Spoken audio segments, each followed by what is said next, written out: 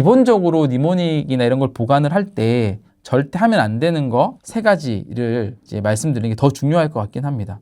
카카오톡이나 이메일로 이 적어 놓은 거를 사진 찍어 전송하는 거 절대 안 되고요. 클라우드에 이 니모닉 문구의 사진을 찍어서 올려놓는 행위도 되게 안 좋고요. 그 다음에 컴퓨터 바탕화면 메모장 이런 데 남겨두는 거 당연히 안 됩니다. 그래서 개인 지갑을 사용하시는 분들은 이거를 아주 잘 관리해야 되는 게 아주 중요하다.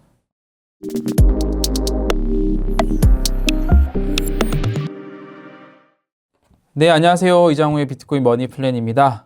이번 시간은요, 저도 이런 생각 하기 싫긴 한데요. 만약 내가 돌연사 한다면 내가 가진 비트코인은 어떻게 될까? 내가 혹시 갑자기 무슨 일이 생긴다면 이걸 어떻게 가족한테 전해주지? 뭐 이런 생각들요. 이런 약간 예기치 못한 상황에 좀 대비하는 법. 평소에는 뭐 굳이 그런 생각을 좀 많이 할 필요도 없고, 또 기존 금융 자산과 좀 다른 면이 좀 있기 때문에 이 주제를 좀 가져와서 한번 설명 좀 드려보도록 하겠습니다. 한번 이제 대략 지금 이렇게 지금 시장에서의 좀 룰이 되어 있구나, 이렇게 가볍게 한번 들어봐 주시면 좋을 것 같아요. 먼저요, 이게 좀 정리를 해보면, 우리 일반 금융사 같은 경우는 이렇게 사망을 하게 되면 그 상속인 금융거래조회 서비스를 통해서 그 사망하신 분의 이제 금융 자산들을 다 조회할 수 있는 서비스들을 제공을 하거든요. 근데 거기에 가상자산 거래소는 조회 대상에 포함되지 않아요. 만약에 고인이 계시면 그분이 어느 거래소 몇 개를 갖고 있는지를 이제 원스톱으로 조회할 수 있는 건 사실 없는 거죠. 다 일일이 찾아다니며 조회를 해야 되거든요. 자산을 뭐 개인 지갑에 보유하고 있을 수도 있고, 콜드월렛에 자산을 해외 거래소에 보유하고 있을 수도 있고, 이제 가상자산을 국내에 있는 거래소에 보유하고 있을 수도 있잖아요. 먼저 가상자산은 여기 있는 것처럼 상속 대상이고요. 국내 거래소는 증빙서류 확인 후에 상속인에게 자산을 이전하는 절차를 운영 중이거든요. 옆에 보면 빗썸이라는 거래소에서 이렇게 안내가 옵니다. 고객센터에 문의를 하면. 그래서 보면 뭐 신청 서류, 자산 이동 동의서, 자필 서명 작성 필요하고요. 그 다음 여러 가지 신분증, 사망 진단서, 사망 정보, 이런 것들을 기본적인 필요 서류들을 여기 요청에 따라서 제출하고 나면 그 상속인에게 자산을 이전하는 절차를 진행을 해주는 거죠. 이렇게 국내 거래소는 되고요. 해외 거래소도 뭐 바이낸스나 주요 거래소들을 또 요 기능들을 제공을 해요. 다만 거래소만 정책 좀 다르고, 그다음에 영문 서류에 대한 공증도 필요하고 하기 때문에 시간이 좀 걸립니다. 뭐 한두 달, 두세 달 정도 걸린다고 합니다. 이런 차이가 있습니다. 국내나 해외나 그 절차에 따라서 처리를 할 수 있다. 여기 바이낸스 같은 경우도 보면 여기 고객센터 들어가 보면 여기 인헤리턴스라고 해서 유산에 대한 게 들어가 있고요. 여기 보면 사망을 하신 분의 어카운트 타입과 넘버를 입력을 하고 여기 필요한 서류들이 다 있죠. 뭐 사망 증명서, 공증 사본, 신분증 이런 것들, 요청 자료들이 다 있습니다. 그래서 이렇게 다 제공을 해주는데, 이제 이런 구조이기 때문에 원스톱으로 조회해 주는 게 없기 때문에 가상자산도 보통 2017년도부터 많은 분들이 투자하셨는데, 이제 투자하신 분들이 거의 한 7년, 8년, 9년, 10년 넘어가신 분들이 좀 많이 나오고 있거든요. 그러다 보니까 이제 나이가 꽤 있으신 분들도 있고요. 그래서 그러면 본인이 이런 것들은 가족들한테 미리 어느 정도는 나름의 정리를 해주는 게 필요하겠죠. 그러니까 내가 어떤 거래소에 어떤 아이디를 가지고 이 정도의 자산, 딱 명시하지 않더라도 어느 정도는 정리를 해 두시는 게 좀 필요할 수도 있을 것 같다, 편의상. 왜냐하면 해외 거래소도 되게 많고 하기 때문에 일일이 다 자녀들이 들어가서 검색하기 되게 어려운 부분이 있잖아요. 그런 좀 팁이 있을 수 있고요. 근데 문제는 이 콜드 월렛에 보관을 하고 있는 경우인데요. 근데 콜드 월렛에 보관을 하고 있는 경우, 그러니까 개인 지갑에 보관을 하고 있는 경우는 조회 서비스가 되지도 않고 뭐 자산 이전 신청 이런 것들이 전혀 안 되죠. 결국 두 가지를 상속인한테 잘 전달을 해주는 게 중요한 거예요. 두 가지를. 첫 번째가 결국 이 콜드 월렛, USB처럼 생긴 여기 있는 지갑은 레저 지갑이고, 요 콜드 월렛과 요 폴드 월렛은 안에 이제 핀 비밀번호들이 다 세팅을 해놓거든요. 그래서 요 두 가지를 잘 상속인에게 줘야죠. 이걸 주는 방법이 하나가 있고, 두 번째, 이전에 우리 지갑 컨텐츠 시간에도 한번 다뤘었는데, 그 니모닉, 그 복구 단어를 그냥 이제 종이로 적혀 있죠. 또는 메탈에 이렇게 새겨 놓기도 하는데요. 요거를 전달하는 방법이 있어요. 두 가지 다 전달을 할 수도 있죠.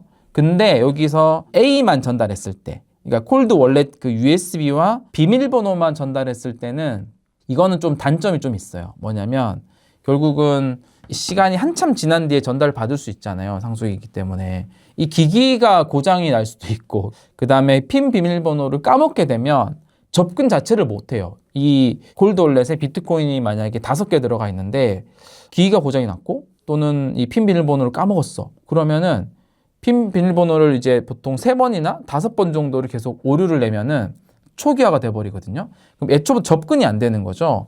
그래서 이 플랜 A만 이렇게 전달하면 좀 리스크가 있다.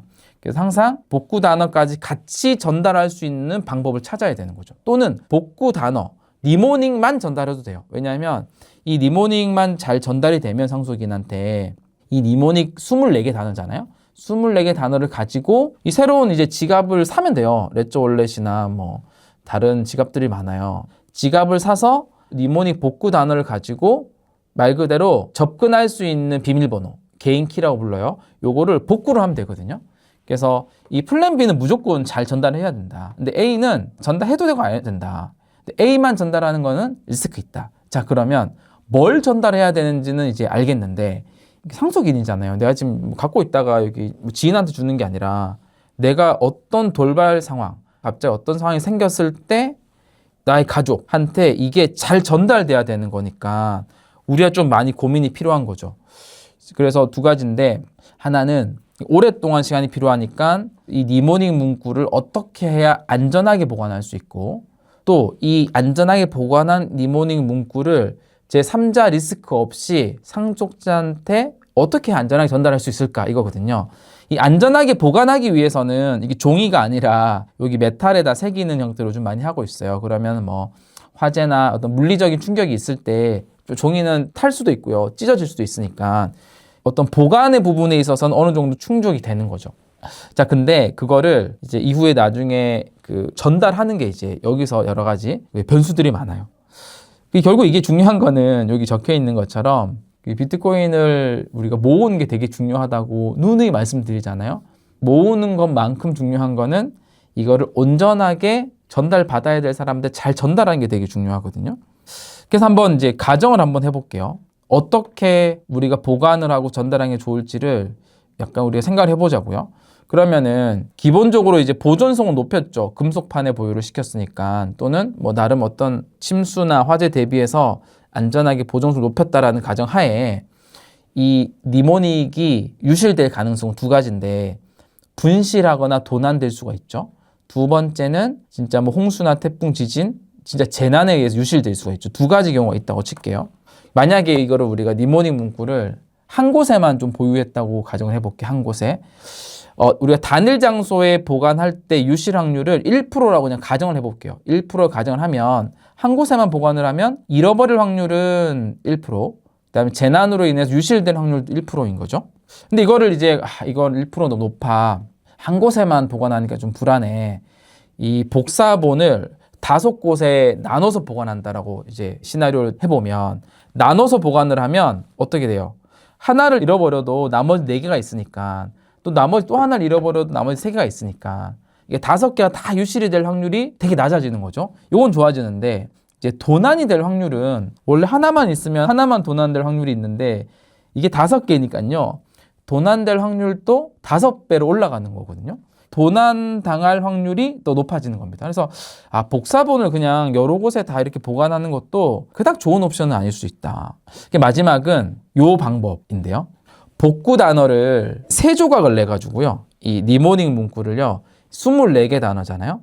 이 24개 단어를 다 적힌 게 아니라 다 적힌 거면 하나만 잃어버리면 이제 내가 보유하고 있는 비트코인을 잃어버릴 확률이 있으니까요. 유실될 확률이 있으니까 니모닉을 3가지 덩어리로 나눠가지고 이 3가지 덩어리를 따로 보관을 시키는 겁니다. 이렇게 하면 도난 유실 확률도 줄어들고 재난 유실 확률도 줄어드는 거죠.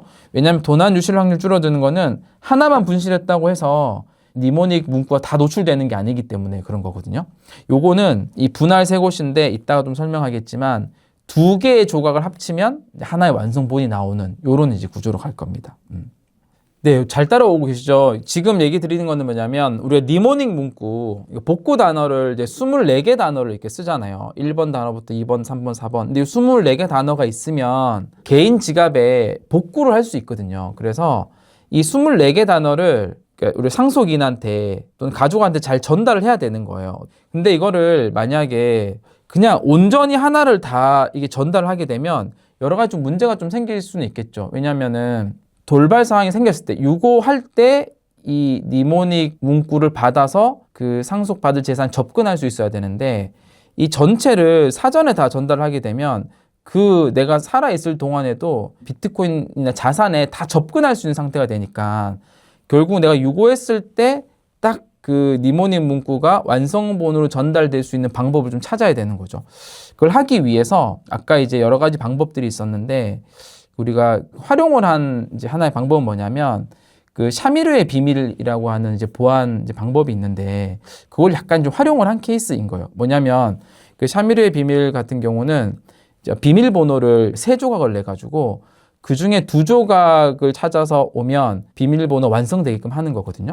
근데 이걸 제대로 하려면 이걸 복구할 수 있는 프로그램이 있어야 되니까 그걸 그대로 활용하지 못하고 그런 컨셉을 이제 수동적으로 활용을 하면, 우리가 니모닉 문구가 총 24개 단어로 되어 있잖아요. 24개 단어를 파트를 3개로 나누는 거예요. 여기 조각 1번은 니모닉 문구 중에 1번에서 16번까지만 쫙 기록되어 있고요. 17번에서 24번 공란으로 해놓는 거예요. 그리고 조각 2번은 9번에서 24번까지만 기록을 다 해놓는 거예요.